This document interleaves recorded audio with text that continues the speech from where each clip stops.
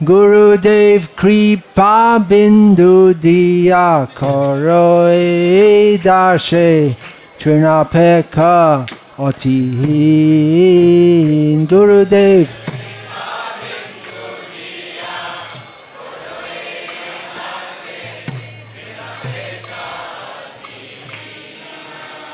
Gurudev Kripa Bindu Diya Koroi Dashe Trinapeka Otihin Gurudev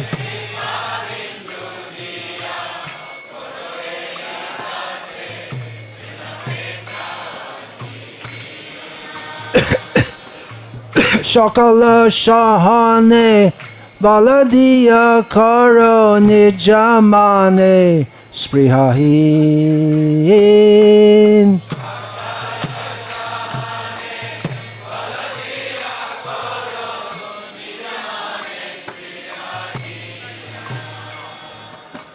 Shakala Shahane Baladiya Karo Nijamane Sprihahin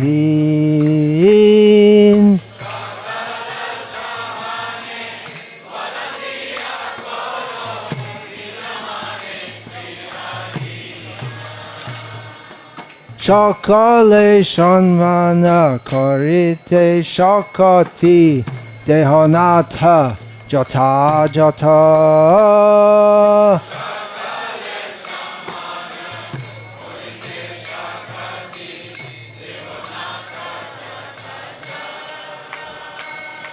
Shakale Shamana Karite Shakati Dehonatha Jata Jata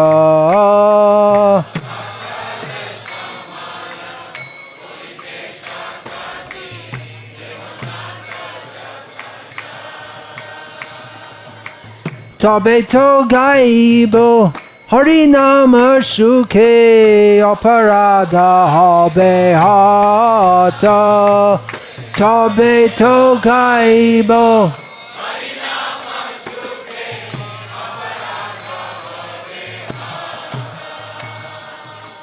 Tabeto Gaibo Harinama Sukhe Aparadha Habe Hata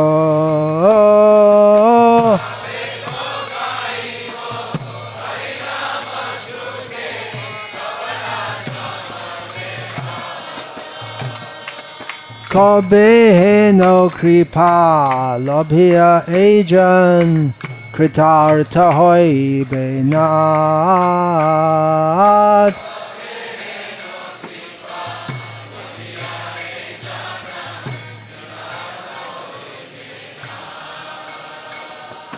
Kabe no kripa labhya Ajana Kritartha Hoy Benat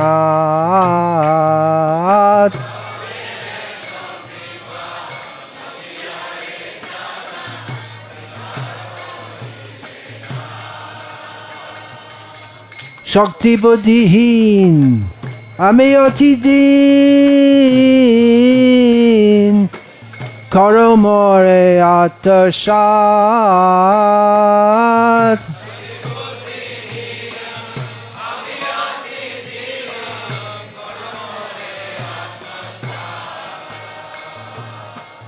Shakti Buddhihin Ameyoti Din Karomore Atashat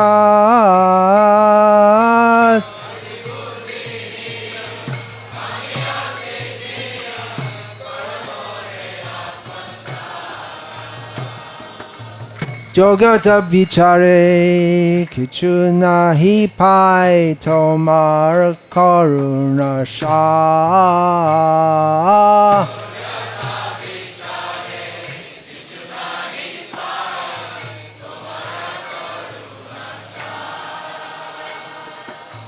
Jogata Vichare Kichu Nahi Pai Tomar Karuna Shah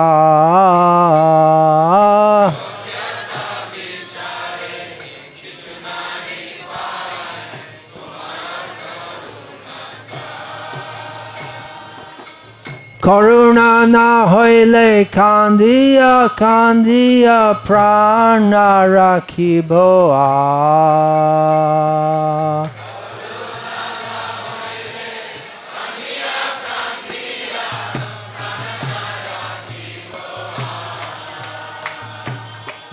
Karuna na hoile kandiya kandiya prana rakhibo a.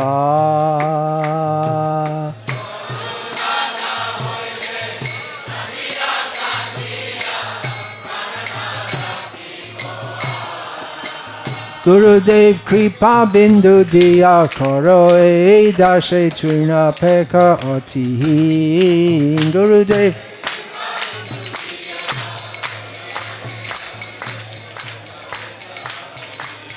Gurudev kripa bindu diya karo e dashe chuna peka oti.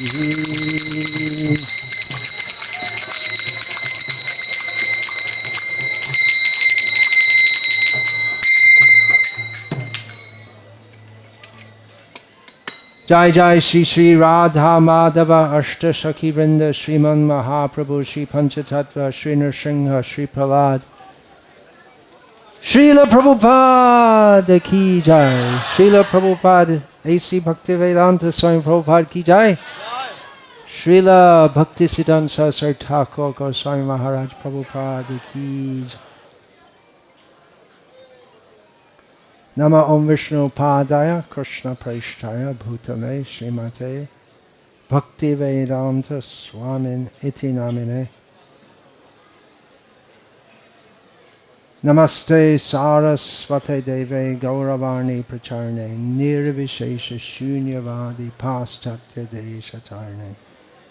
Nama Om Vishnu Padaya Krishna Prashtaya Bhutale Srimate Bhaktisiddhanta Sarasvati Namine.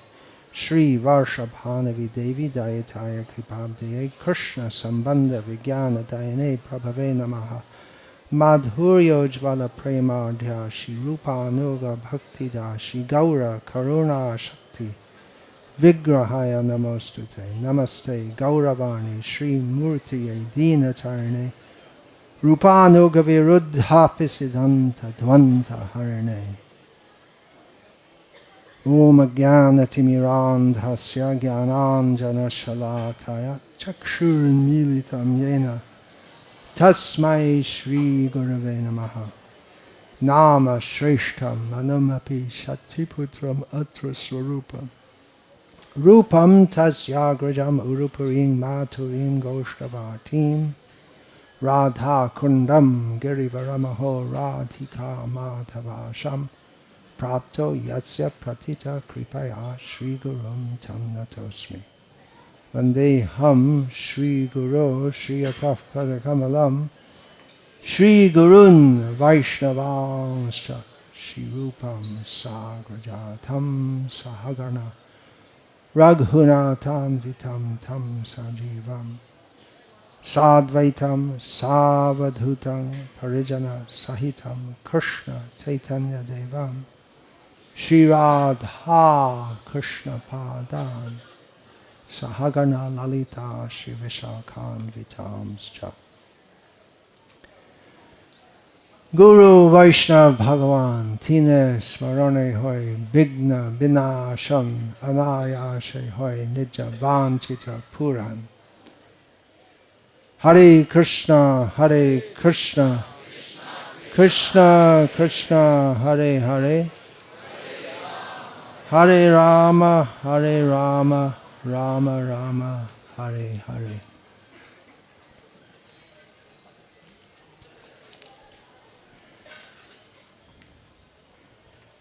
Greatly honored to be asked to speak in this august assembly. Often in the beginning of talks we say something like this, but really it is a great honor and a great challenge to speak of such an exalted personality in the presence of so many exalted personalities. My thanks to His Holiness Bhakti Purushottam Swami for kindly giving me this opportunity. It's because of this.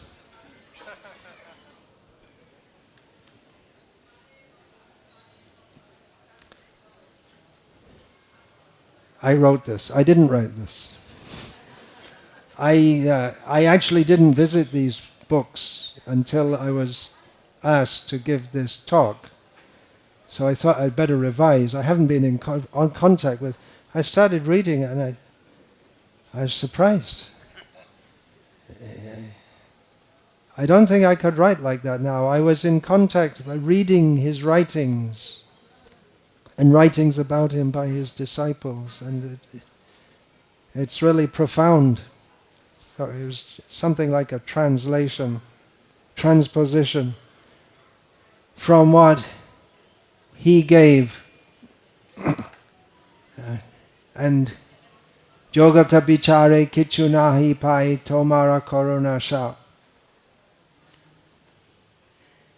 The mercy to be able to compile that. I'm amazed also reading it.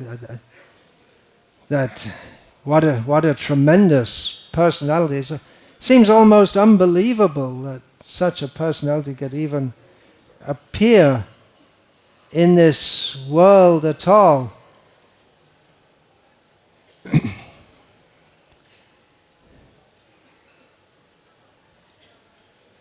Some devotees say to me that you must have been a disciple of Bhaktisiddhanta Thakur in your previous life, but no way I'm a god brother of Srila Prabhupada. No way. In compiling that book, I had to always remember that Srila Prabhupada said you cannot jump over to the previous guru. So our connection,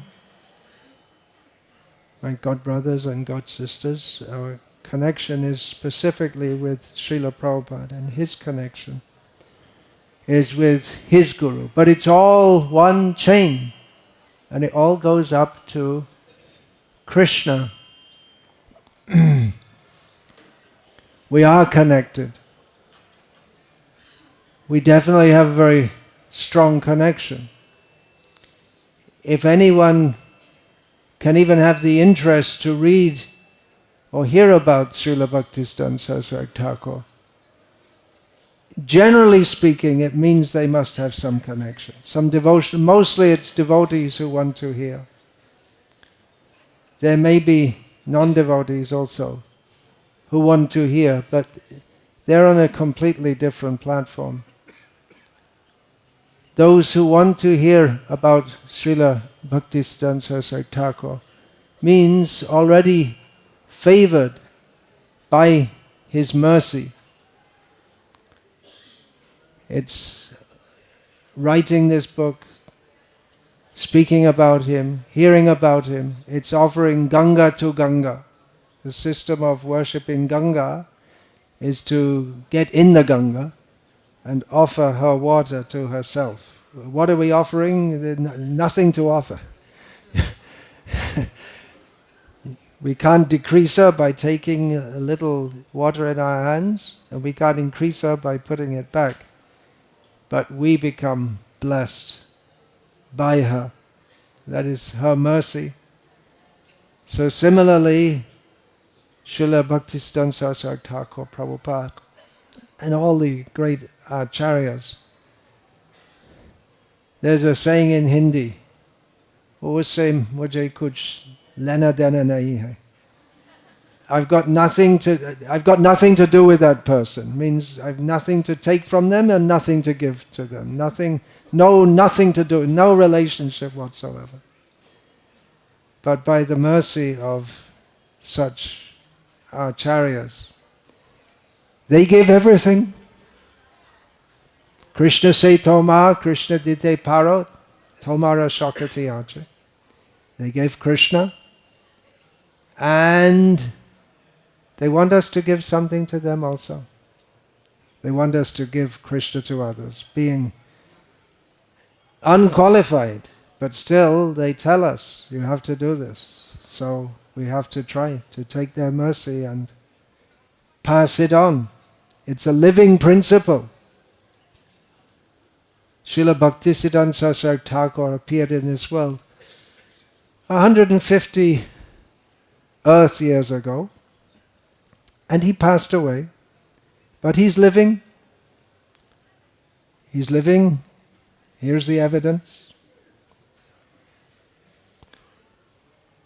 So many devotees are specifically remembering him today. He, among his several poetic compositions, one which is recited daily in the Gauriya Mats and the branches, sub-branches, is the song beginning, Krishna hoite chatur mukha, hoi Krishna Shivan mukha. Outlining or giving the names of the acharyas, the prominent acharyas in our parampara. And at the end, the last verse is not sung. A different verse is given. And you may say, well, how can you change the verse? Because in the last verse that he wrote a prayer of expressing his humility. Ami seva udasin namete tridandi din Shri Siddhanta Sarasvati. He said, at the same time he's recognizing he is in this line of acharyas. But he says that I'm not interested in service. But I have this name, Bhaktisiddhanta Sarasvati. So even though he's such a towering figure, even among so many great acharyas, he presents himself as the most humble servant of all the previous acharyas. And that is why he is such a towering figure. Of course, he's eternally perfect. Paramahamsa Kula Churamani. He's the crest, jewel. Even among so many Paramahamsas. He's eternally like that. But he's eternally so great because he is eternally internalizing Trinadapi Sunichena Tarariva Sahishnuna Amanina Manadena Kirtaniya Sada Harihi. Very simple instruction to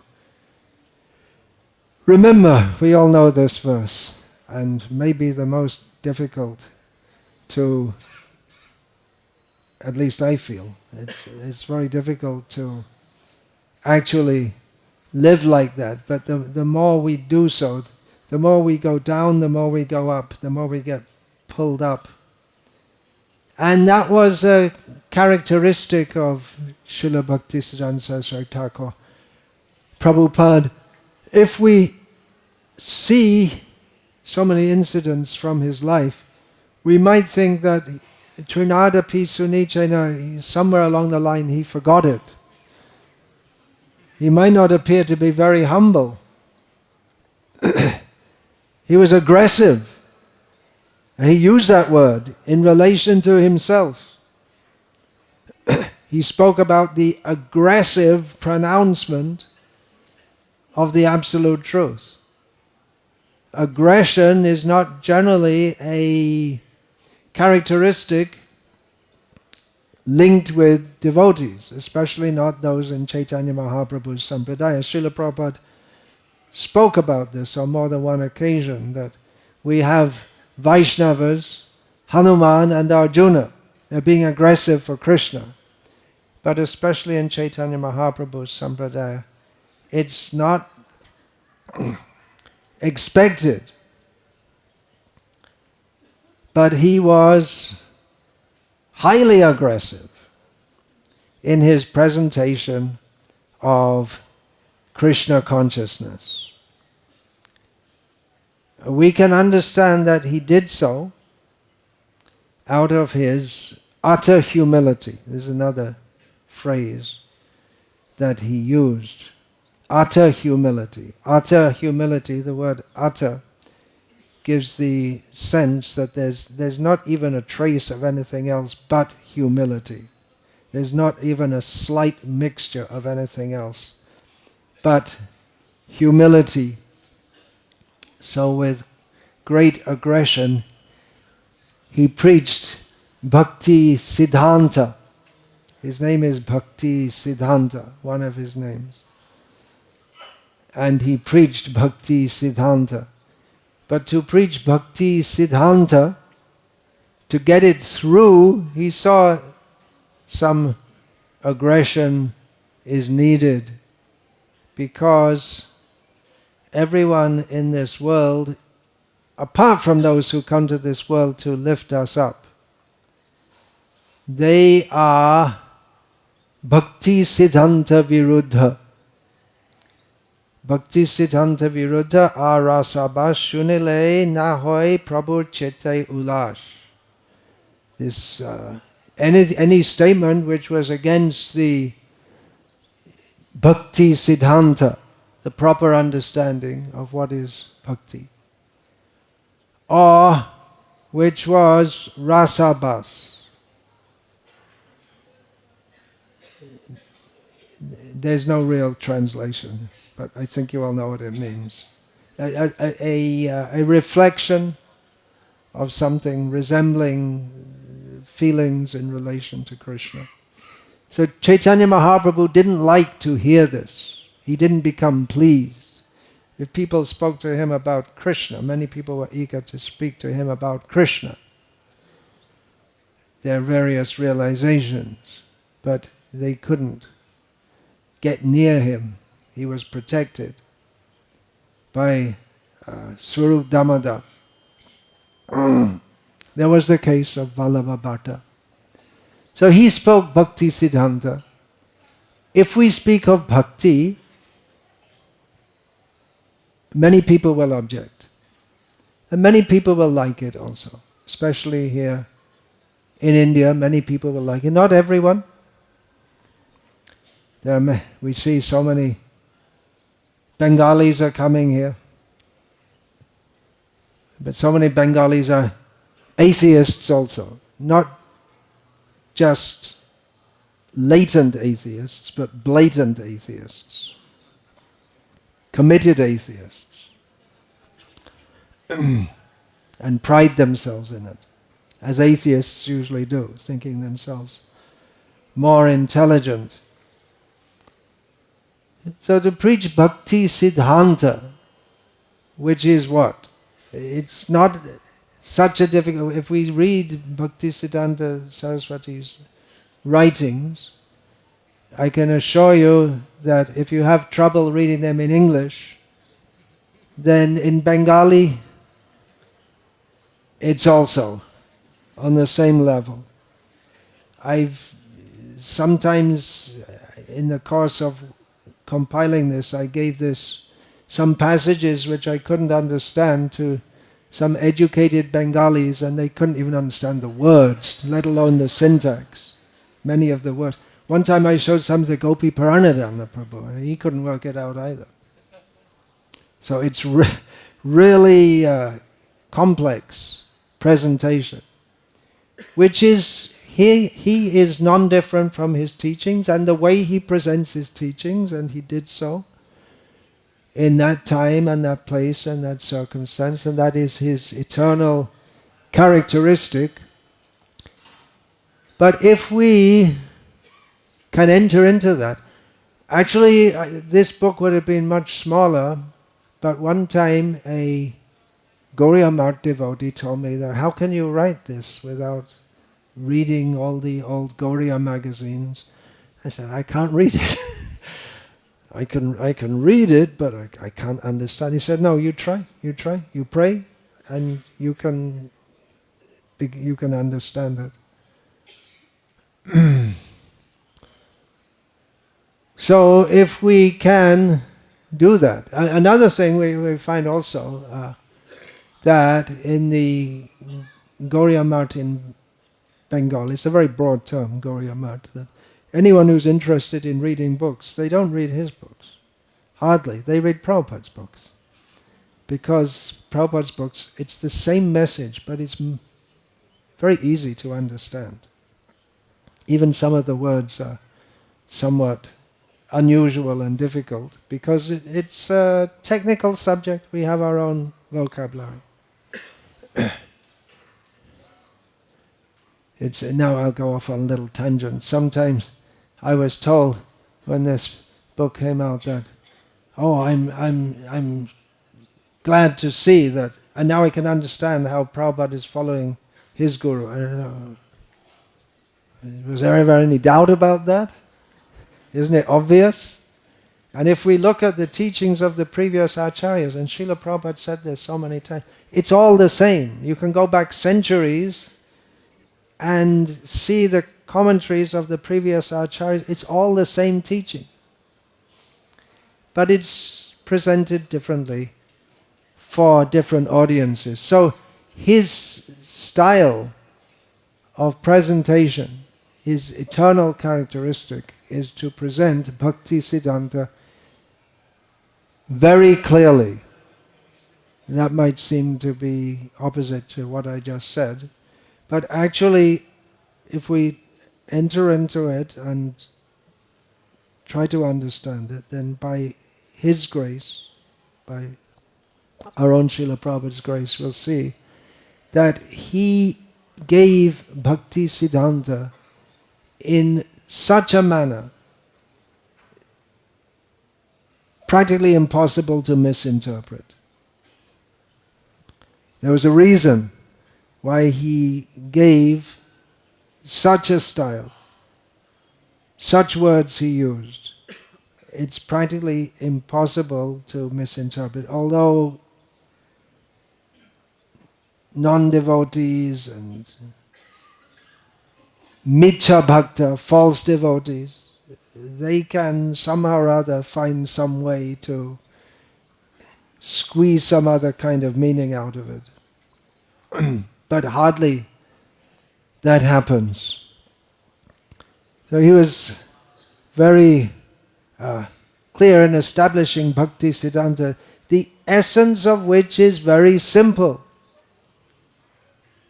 And we find that our own Srila Prabhupada in his worldwide preaching mission, a very different kind of audience. He wasn't speaking to the intelligentsia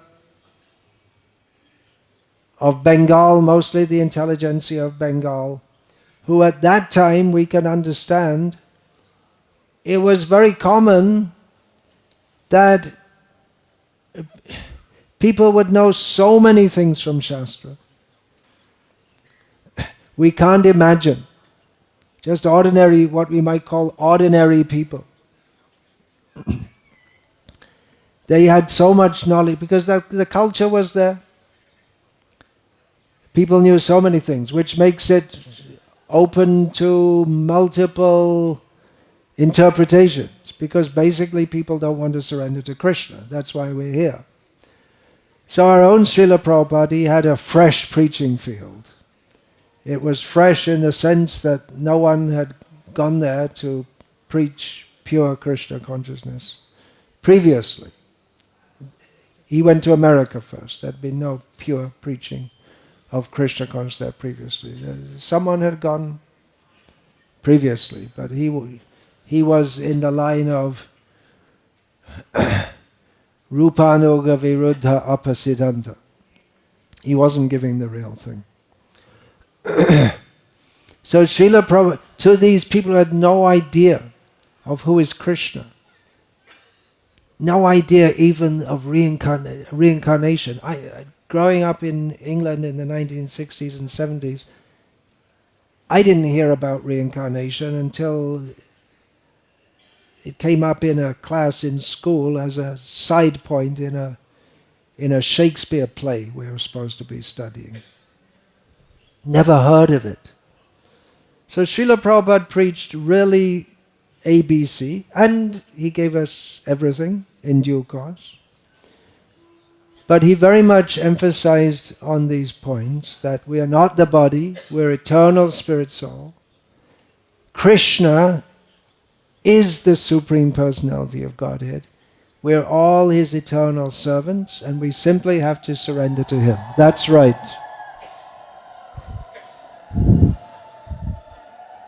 That's it. That's everything.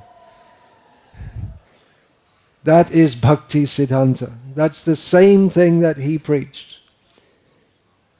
But because of Hinduism, he preached in a very complex style. I'll explain that.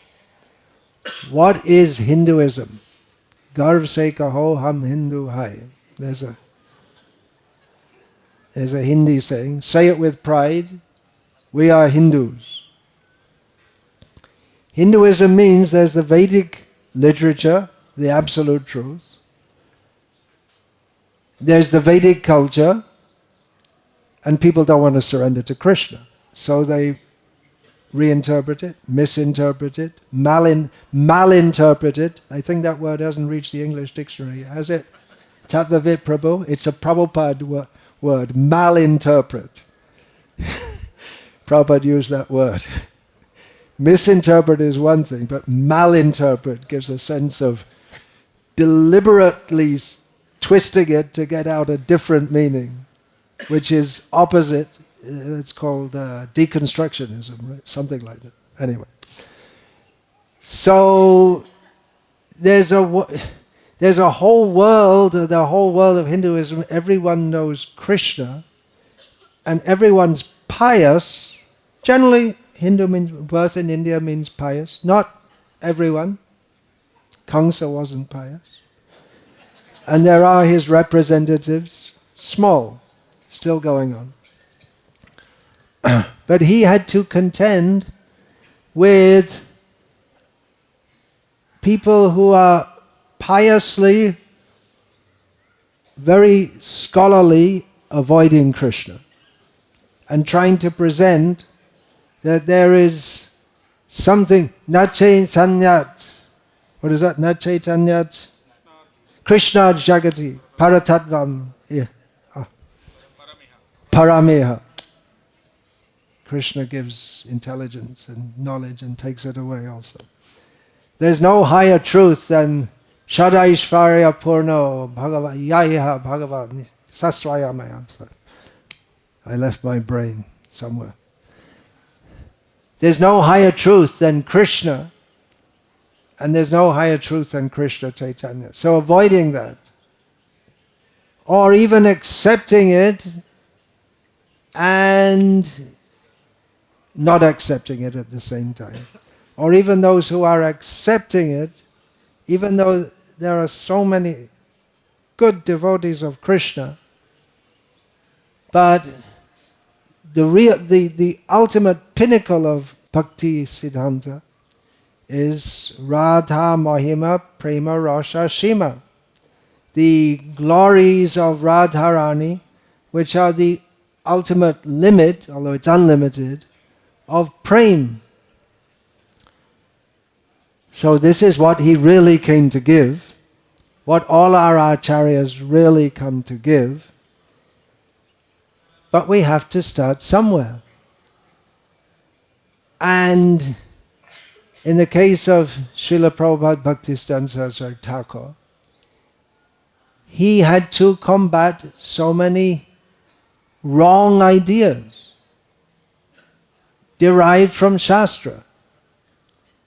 If the idea is not from Shastra, then at least those who are within the camp of allegiance to Shastra, they can dismiss it outright, even within our group. But if it's based on Shastra and it's word jugglery, then you need to unjuggle. How are we going to unjuggle? Maybe some of you have the experience of opening up a Brahmin thread. You know what I'm talking about? Yeah, it's not just me. Huh?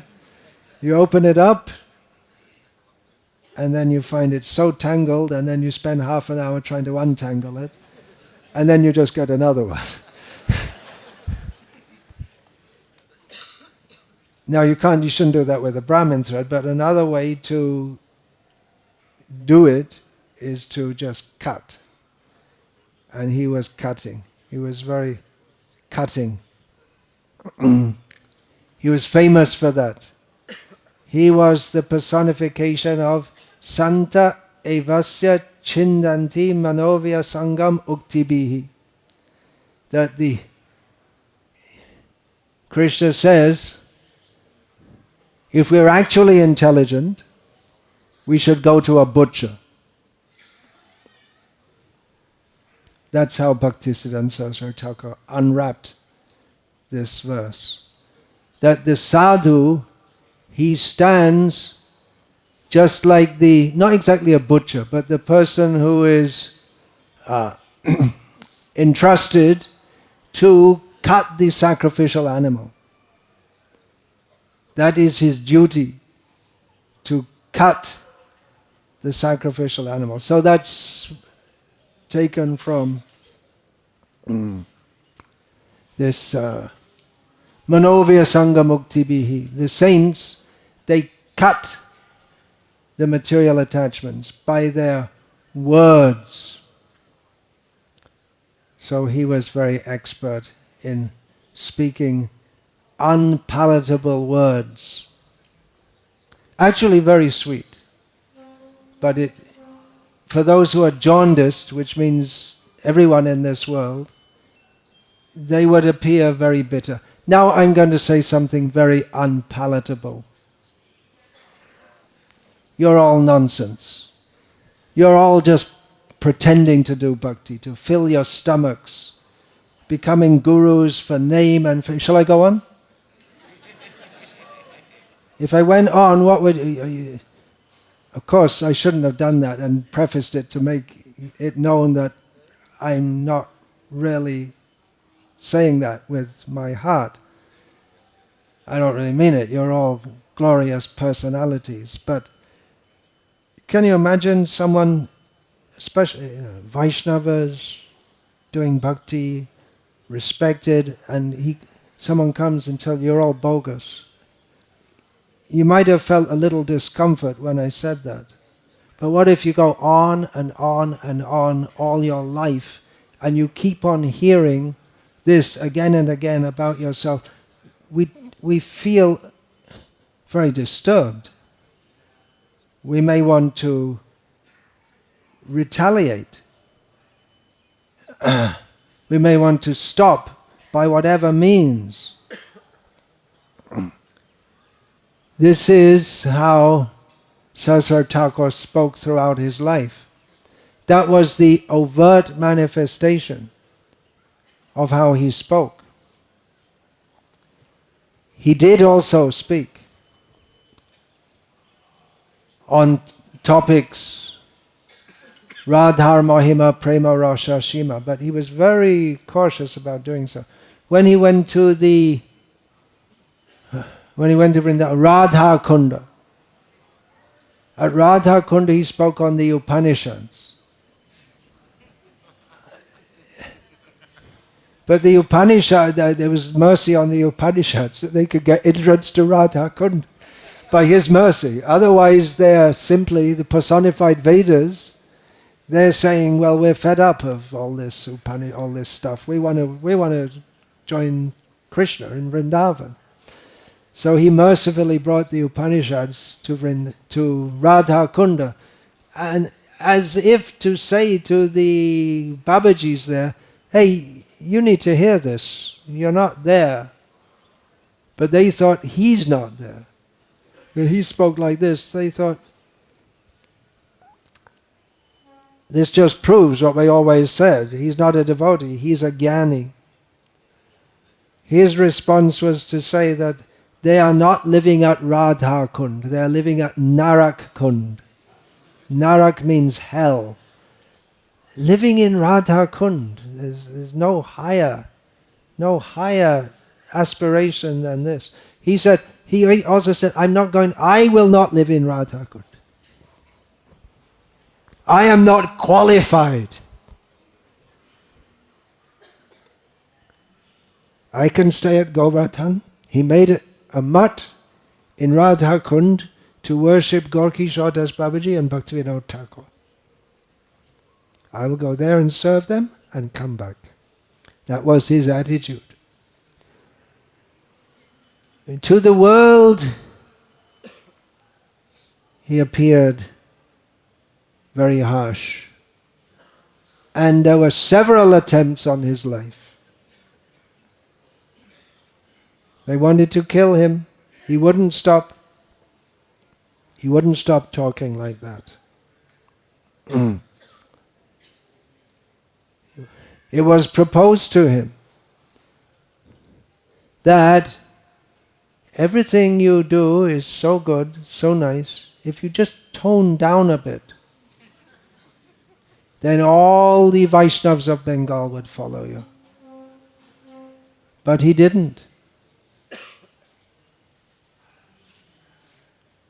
He went on speaking like that.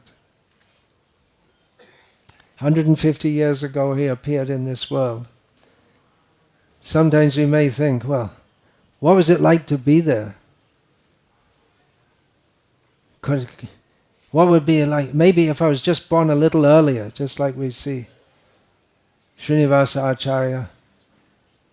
He was running from place to place to meet the associates of Chaitanya Mahaprabhu after the departure of Mahaprabhu. But every time he would find that just he was going to meet them and they passed away. Narottam Das, Sheshangana Paya Kande, Narottama Das, thinking, I just came a little late. If I'd have been born a little earlier, I could have associated with Chaitanya Mahaprabhu and all his associates. So we may think that if I was just born a little earlier, I could have been there. Of course, we should understand that Krishna is our greatest well-wisher, and he's put us in the situation we are in for our benefit. Our own Srila Prabhupada said, I am 80% lenient. Sometimes he said 90%. But anyway, I wonder if we could have lived with him. May think, well, maybe I could live with Bhaktivinoda Thakur. He was nicer. But he was also very strict in following Chaturmas. I wonder how many... He was very strict, actually. With his inner circle, he was very strict. Could we live with Bhaktisiddhanta Saraswati Thakur? We like to hear about him at a comfortable distance. Separated by time. It's nice to hear. If we'd have been there, we could have directly seen him. Could we? Could we have seen him? It seems obvious that if we were there 130 years ago, 120 years ago, 110 years ago, we could have seen him, maybe. He himself, there's one anecdote we like to hear, that shortly after the passing of Bhaktivinoda Thakur, before the whole big preaching mission had started to unfold, one well-known, highly respected professor came to meet Saraswati Thakur, Prabhupada. And he started talking in the assembly of Prabhupada and his disciples. How, yeah, you know me, yes, I used to come to Bhakti Bhavan and I would speak on the Gita to Bhaktivinoda Thakur. He would hear from me. Bhaktisiddhanta Saraswati became very angry. This worldly person saying, I used to teach Bhaktivinoda Thakur. He said, you never saw Bhaktivinoda Thakur in your life. He called him a liar. He called him a liar. The man was shocked. What are you talking about? So many times I went. You saw me. You saw how he gave respect to me. He fed me. I know the name of all your siblings. How can you say that I never saw him? It didn't make any sense to him whatsoever.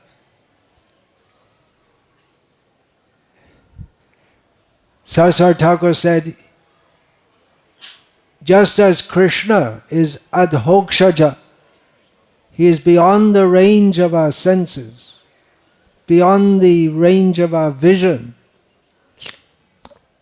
Similarly, Bhaktivinoda Thakur cannot see him, cannot hear him. You see, well, definitely there was an impression on the retina.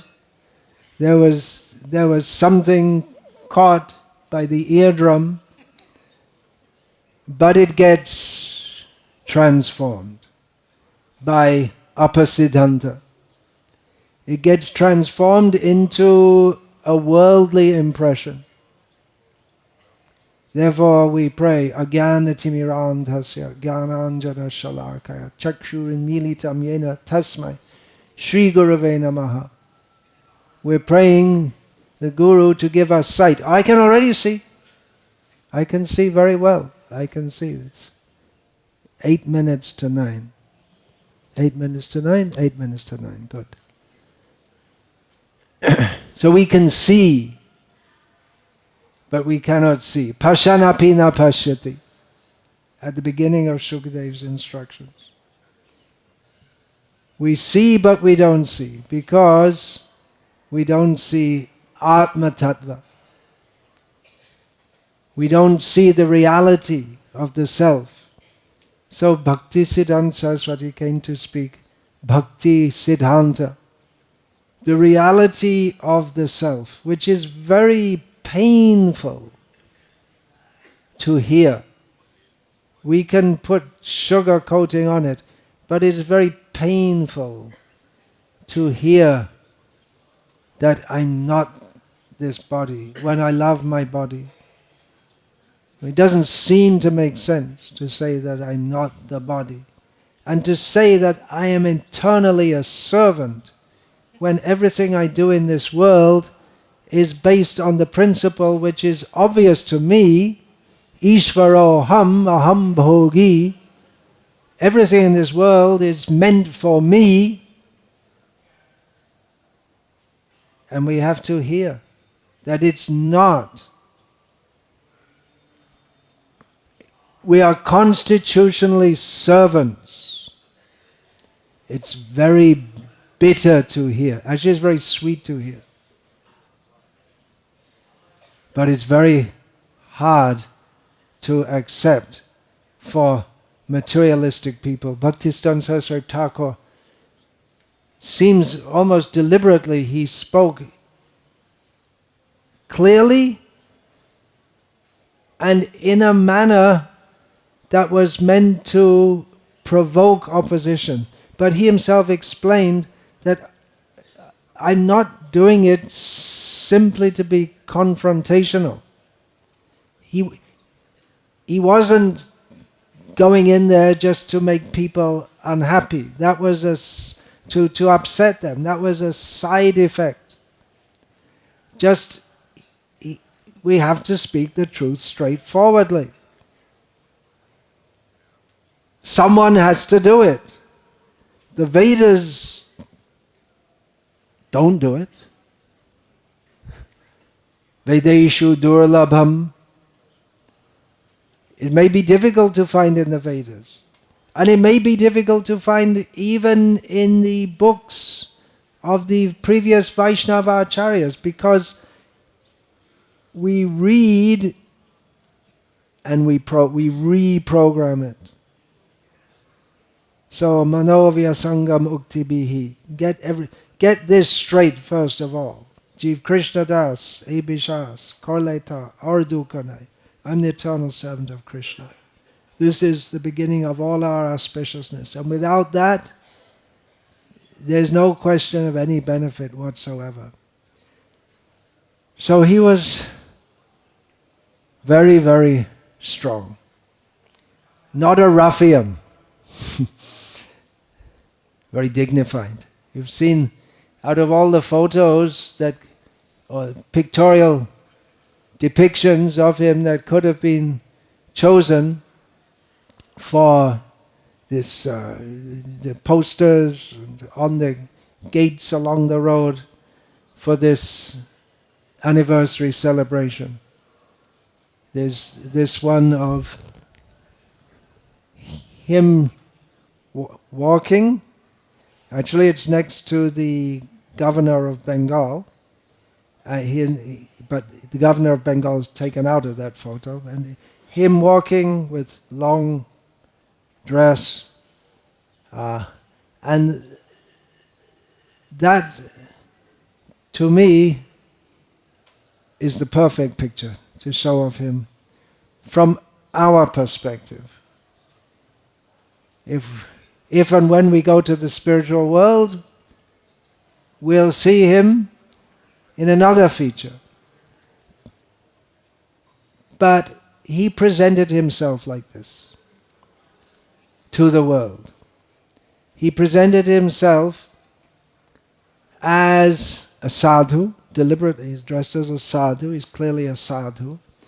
But he's not an ordinary sadhu, because ordinary sadhus, they don't dress with some mixture of Western dress. And mostly the sadhus were with deliberately living in poverty with torn dress and old, soiled like this.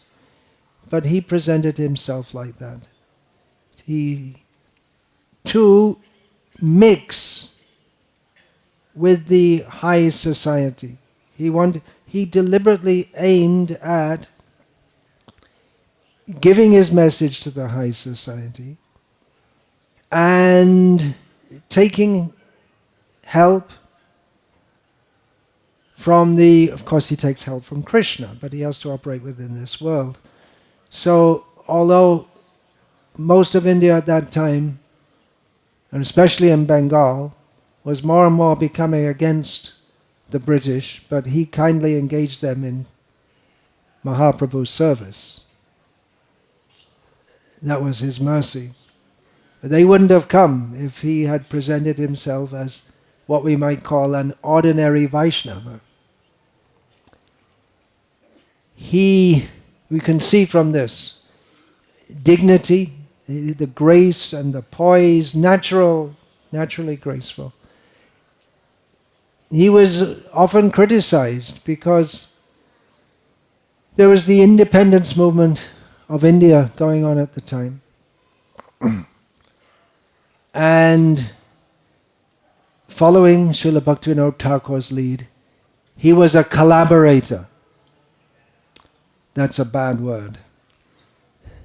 He collaborated with the British government.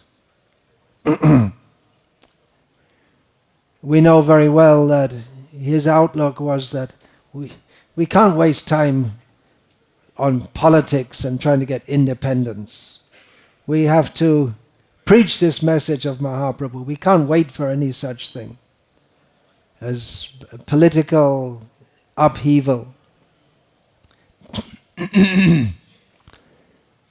So he was accused of promoting a slave mentality.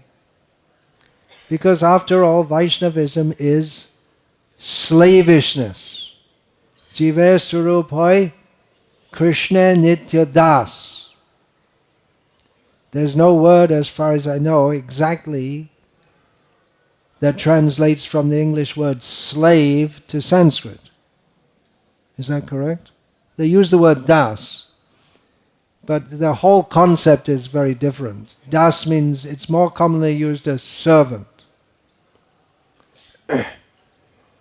So he was promoting also that we're all servants, we're all slaves of Krishna. So he was accused of promoting a slave mentality, where we should promote freedom, independence.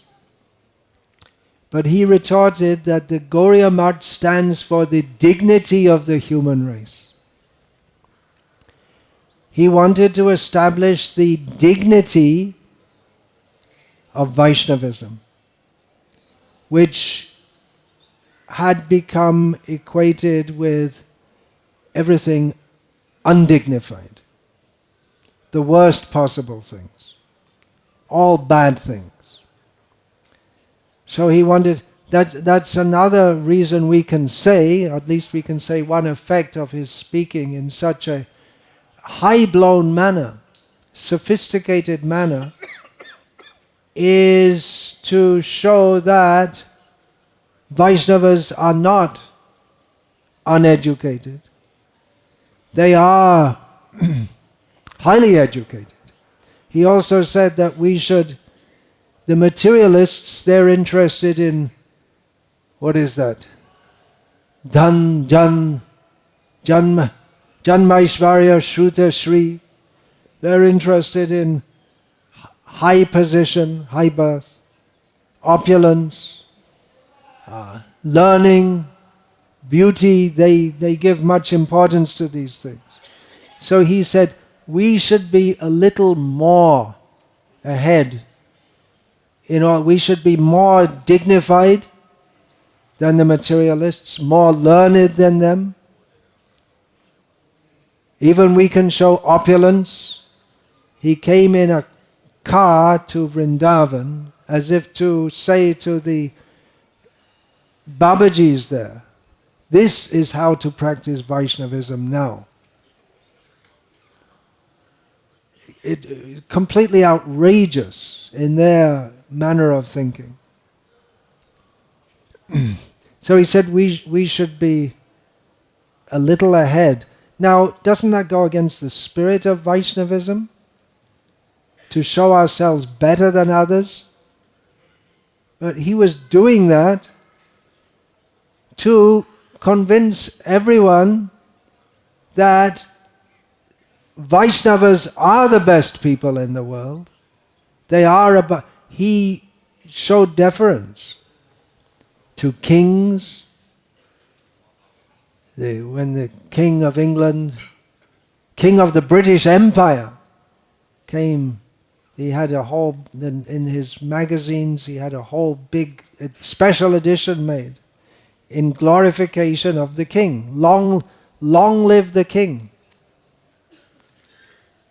But he wanted to tell them that the king is also the servant of Krishna. He wanted to, this was all part of his strategy, to bring everyone to Krishna and to show that humility and vairagya doesn't necessarily mean to live like a beggar. Previous generations of Vaishnavas had been like that. But he had taken from Srila Bhaktivinoda Thakur the mandate to re-establish Varnashram Dharma, which is another revolutionary thing, seeing as at least superficially Chaitanya Mahaprabhu seemed to reject that. Now I'm supposed to finish at 9 o'clock. But looks like I got an attentive crowd here. So, who's in charge here? Krishna. Who's in charge on Krishna's behalf? Oh, we don't care for any rules, right? We're on the platform of Raga Bhakti. Maybe I should go into that. We're fasting this morning. Okay. Give some spiritual food. Could we live with Bhaktisiddhanta Saraswati Thakur? Who wants to... Shall I go on for 4 hours, 5 hours? You may say yes, but something down here may say something else.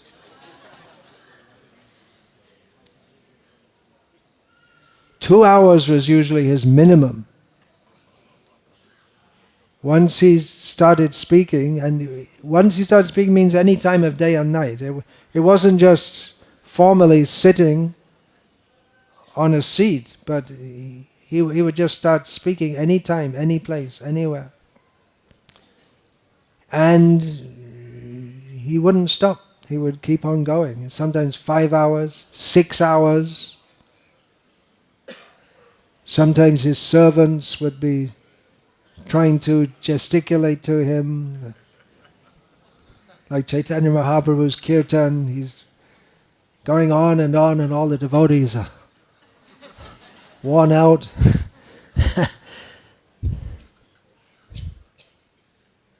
We like to think. Another thing is we wouldn't understand either, because most of his disciples couldn't understand what he said also. And after the talk, they would go to Srila Maharaj or Ananta Vasudeva or Sundarananda and say, "What did he say?" And then it would be translated. That's what our own Srila Prabhupada did. He took the same thing and put it into easier language so that we can all understand it.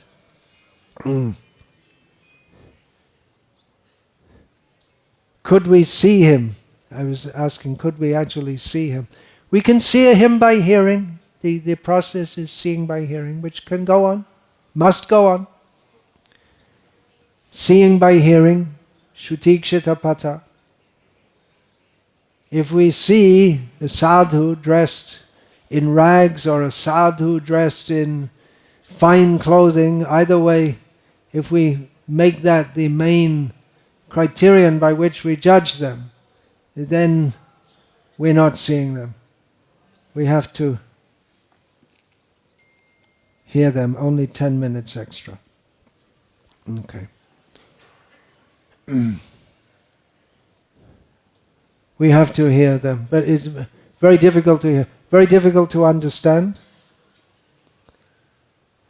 And if we can understand it, it's very difficult to tolerate, because he's cutting out everything. Cutting out, because we're covered by Maya. Cut all that out, and what do we find? You find some rough block of stone, and some people who are expert sculptors, they can see in a block of stone Krishna. They know how to chip, chip, chip, chip, chip. Or at the beginning you have to go boom, and then chip, chip, chip, chip, chip. And eventually Krishna is revealed, and we have to dress him. So he was difficult to hear. Very powerful. Very, very powerful. Madhurya Jvala Premardya Shri Rupa Anoga Bhaktida Shri Gaura Karuna Shakti Vigra. What's the Shivarsha Bhadavideya Dayataya Kripabde Krishna Sambandha Vijnana Dayane Prabhave Namaha. He was very powerful in giving knowledge of our relationship with Krishna. What is our relationship with Krishna? At the beginning, we can all know we are all servants of Krishna. That is the basic principle for everyone, for every jiva in the universe. And then we have to come up more and more and more and more. So he was very powerful in giving that. I had the fortune to hear several of his direct disciples speaking. They all spoke very, of course, our own Srila Prabhupada, but others are very, very powerful. Very, the way they spoke was very powerful, very eloquent also. That imbibed his way of speaking. Not to insult anyone, but they didn't have the same effect. They're all eternal associates, but he empowered different devotees for different purposes. He empowered our own Srila Prabhupada to take his message in an unprecedented way, to bring people from all over the world. Ebe Josh Gushuk Tribhuvan. His glories should be sung all over the universe. Actually, they are sung all over the universe. Not here. Not on this plane. The demigods in the higher worlds, they literally came to hear from him. Just like in London, Srila Prabhupada at Radha-Landanishwara's temple said we should make a Vyasa-san for Brahma and Narad, because they come here. They regularly come here. So he would speak. One of his disciples had the vision of seeing him speaking to so many demigods would come and listen to him. His position is far above. Sarvadeva Mayo Guru, who the acharya, the guru, his position is everything of value in the demigods. That is there in him, and much, much more also. Srila Prabhupada called him a Vaikuntha man. To just sum it all up, he's not of this world. He came from another world. He's on a different plane. That was very obvious, is very obvious. He's on a different plane. He's come from above to lift us up. And I often think that our own Srila Prabhupada, same of course, he came from above to lift us up. But Saraswati Thakur Prabhupada's modus operandi was, okay, I'm up here, come up. I'm pulling you up, come up. And our own Srila Prabhupada was more like, take my hand, let's go together. Hare Krishna. I'm told I should finish.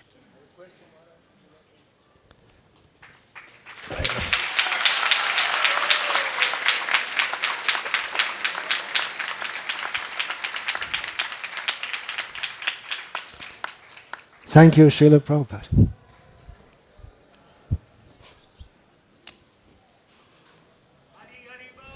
Hare Krishna. Yeah.